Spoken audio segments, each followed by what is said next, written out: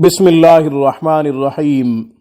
سامعین کرام، نیک مقاصد کے حصول کے لیے، تمام حاجات کے لیے، نیک مرادوں کے پورے ہونے کے لیے اور ان کی تکمیل کے لیے ایک خوبصورت نورانی اور قرآنی عمل آپ کو بتاتا ہوں۔ سامعین، سارے خزانے اللہ کے پاس ہیں، سب کچھ اللہ کے پاس ہے، اور وہ جس کو جس قدر دیتا ہے اپنے اندازے کے مطابق دیتا ہے۔ کس کو کتنا دینا ہے وہ حکیم ذات جانتی ہے، ہم کچھ نہیں جانتے۔ جب بھی کوئی پریشانی ہو، جب بھی کوئی الجھن ہو، جب بھی کوئی غم لاحق ہو، صرف اسی کی طرف رجوع کرنا چاہیے، کیونکہ وہی ہماری پریشانیوں کو دور کر سکتا ہے، ہمارے غموں کو خوشیوں میں بدل سکتا ہے۔ وہ مشکل کشا ہے، وہ حاجت روا ہے۔ تمام نیک مقاصد جو کہ ہمارے ذہنوں میں ہوتے ہیں یا دل میں ہوتے ہیں، وہ صرف وہی ذات پوری کر سکتی ہے۔ اس لیے اللہ کی طرف رجوع بہت ضروری ہے۔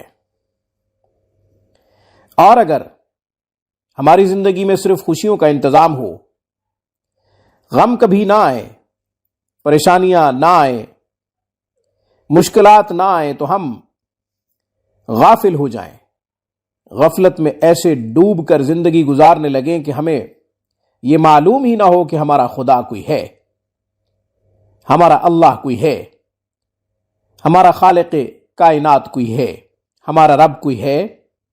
یہ تو ہم پھر بھول جائیں، یاد ہی نہ کریں۔ اس لیے پریشانیاں، غم زندگی میں آتے ہیں کہ ہم اپنی حقیقت کو پہچان سکیں، اور یہ بھی پہچان سکیں کہ ہمارے اوپر ہمارا رب ہماری زندگی کے ایک ایک لمحے کو بخوبی دیکھ رہا ہے، اور وہ جانتا ہے کہ ہمارا کون سا لمحہ کس طرح بیتنا چاہیے، گزرنا چاہیے۔ کوئی حاجت ہو، کوئی نیک مراد ہو، کوئی نیک مقصد ہو، پورا نہ ہو رہا ہو، تو اللہ کے نبی نے جو تعلیم دی ہے وہ یہ دی ہے کہ ہم سجدہ ریز ہو کر اپنے رب کو پکاریں اور اسی کی طرف مکمل متوجہ ہو جائیں، وہی ہماری مراد پوری کرے گا۔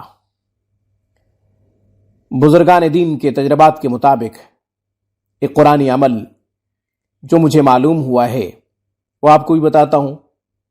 اس کے ذریعے جب تک مراد پوری نہ ہو، اللہ تعالیٰ سے خوب مانگتے رہیں۔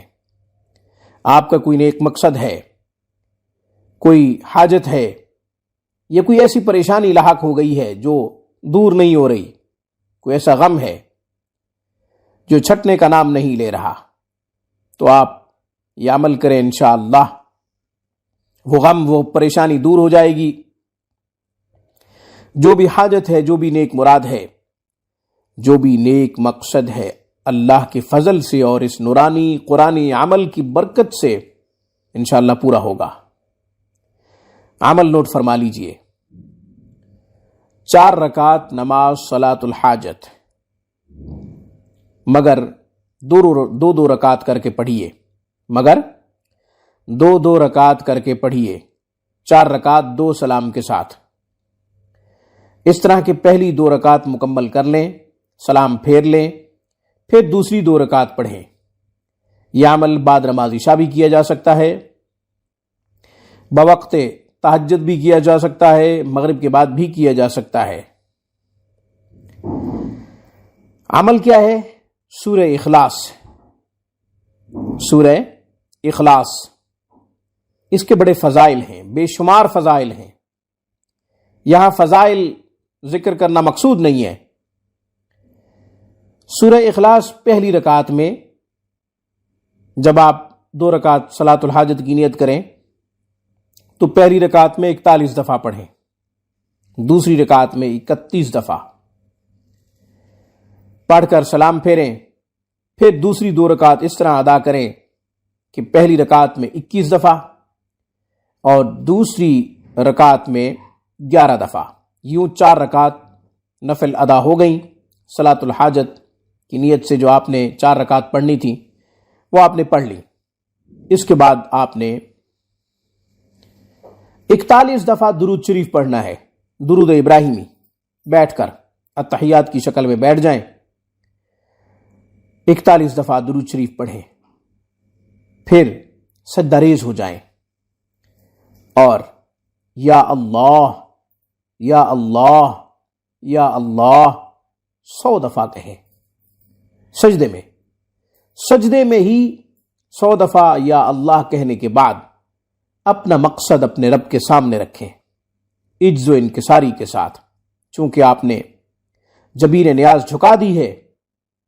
پھر اس کے بعد اللہ تعالیٰ سے خوب مانگیں، یا اللہ میری فلاں مراد پوری فرما، میرا فلاں مقصد پورا کر، میری فلاں پریشانی دور فرما، میری فلاں مشکل حل فرما دے۔